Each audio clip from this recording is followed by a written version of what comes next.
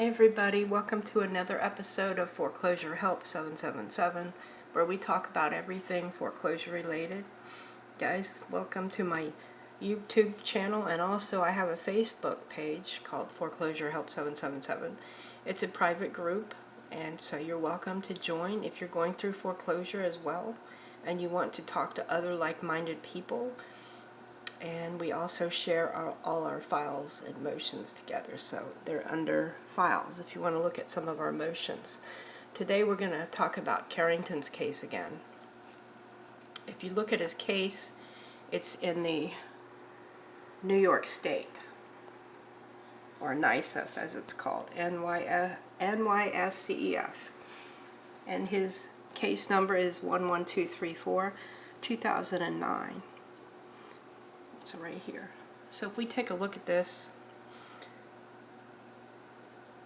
the last thing that was filed was his, let me pull this up here. Last thing that was filed was his motion to challenge authority to represent. It's on the second page.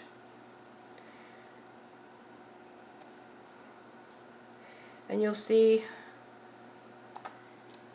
notice of motion, notice of authority, notice of motion to challenge authority to represent, which includes a FOIA request, acknowledgement, email from the SEC, responses from the SEC, and the SEC Form 15, and then he has to also file an affirmation in support of his motion. So let's look at what that looks like. Okay, so the motion itself is located in the docket, and anyone in the public can look at this. And you'll look at the background. It says, on May 7, 2009, the plaintiff filed a foreclosure action under index number 11234, 2009 against me. And this is Carrington. It's kind of like an affidavit. It's an affirmation in support of his motion.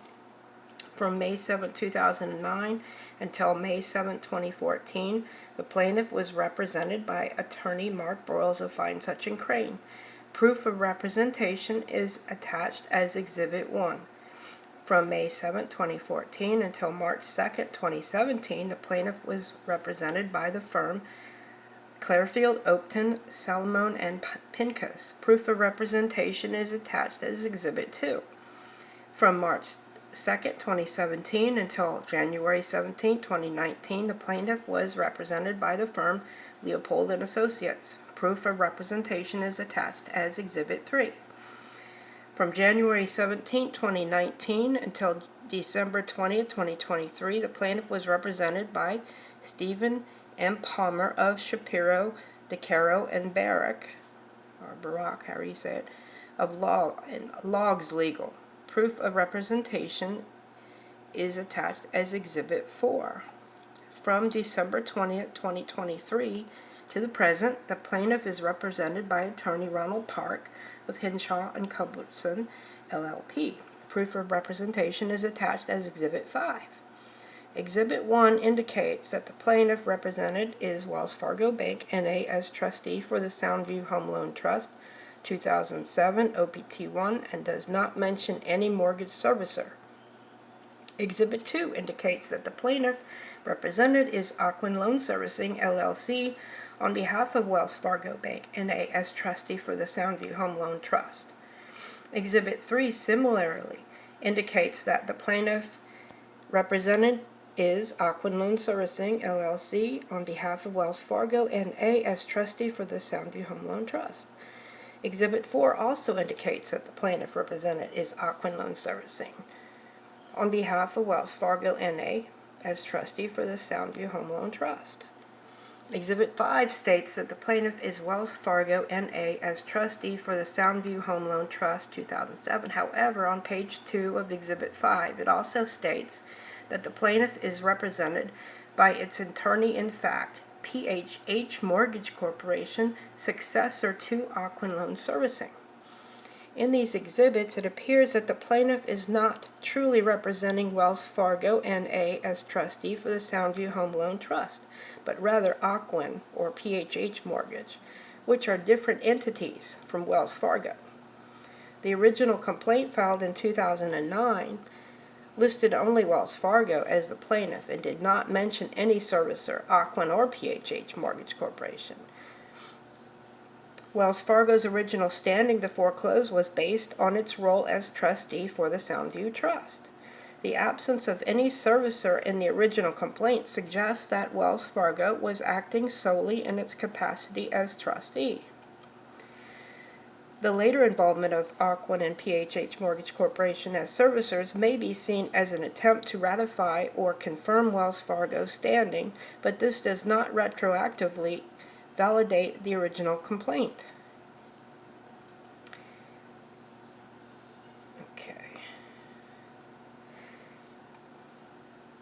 The involvement of servicers Ocwen and PHH Mortgage Corporation was not part of the original complaint and is not relevant to the court's jurisdiction.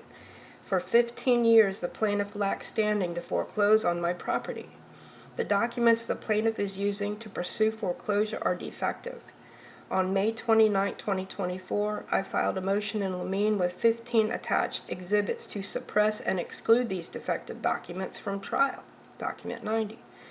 On August 5th, Judge Nipel denied this motion without prejudice, stating that objections to these documents could be made at trial. I have never signed a contract with Wells Fargo Bank N.A. I have never signed a contract with Ocwen Loan Servicing. I've never signed a contract with PHH Mortgage Corporation. I attempted to find contact information for Wells Fargo as trustee for the Soundview Home Loan Trust to verify whether my loan was ever transferred to this purported trust. On August 6, 2024, I submitted a FOIA request, Freedom of Information Act request via email to the Securities and Exchange Commission, SEC, at foiapa@sec.gov. Guys, that's the email address you send your FOIA request to. I received a response from the SEC on August 8, which instructed me to locate Form 15 to verify when the trust ceased operations and provided links for further information. I verified this information, including the Form 15, signed by Thomas J. Conway, Senior Vice President, indicating that the trust ceased operations on January 28, 2008. This means that the plaintiff did not exist at the time the complaint was filed on May 7, 2009. I believe that Wells Fargo Bank as trustee is not a valid entity due to the trust termination, and therefore the court lacks personal jurisdiction over me. I also believe, because the trust filed Form 15, Wells Fargo Bank N.A. as trustee lacks the authority to act on behalf of a defunct trust, resulting in the court lacking subject matter jurisdiction over the foreclosure case. So, I do swear that the above-mentioned information is true and correct under the penalty of perjury. And he did sign that. Okay, guys, I thought you would want to know about his affirmation in support of his motion, which will help, hopefully, get his case thrown out because they don't have jurisdiction, and they can't try a case if they don't have jurisdiction. If anybody has questions, you can shoot me an email to foreclosurehelp777@gmail.com, or send me a text message if you join my Facebook group, and I'll try to answer your question. And as always, everybody have a wonderful day, and God bless.